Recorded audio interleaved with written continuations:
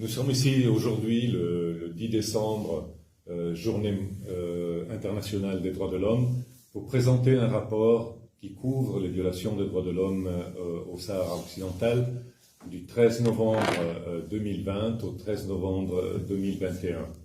Pourquoi? Parce que le 13 novembre 2020, le Royaume du Maroc a intervenu militairement dans la zone démilitarisée au sud du territoire du Sahara occidental, près de Guerguerat, est intervenu militairement pour déloger un groupe de civils qui manifestaient pacifiquement contre la spoliation des ressources naturelles du Sahara occidental et pour l'application, la réalisation du mandat de la MINURSO, la mission des Nations Unies pour le référendum au Sahara occidental, c'est-à-dire l'organisation du référendum qui aurait dû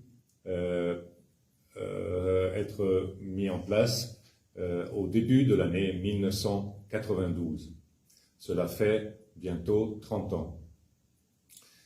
À partir du moment où le conflit armé a repris au Sahara occidental, les forces d'occupation marocaines ont augmenté, si possible, la répression des défenseurs des droits de l'homme, des journalistes et des prisonniers politiques dans les prisons marocaines.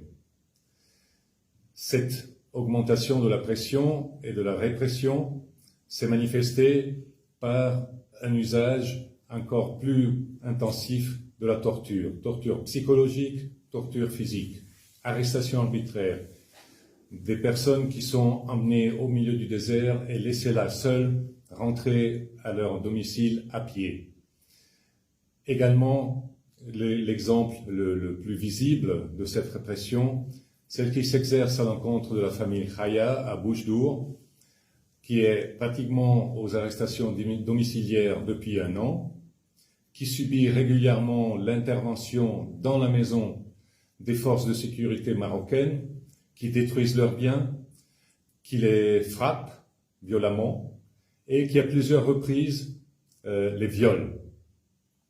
Ce sont des crimes de guerre, ce sont des crimes contre l'humanité. Ce sont des crimes pour lesquels les autorités marocaines, un jour, devront rendre des comptes.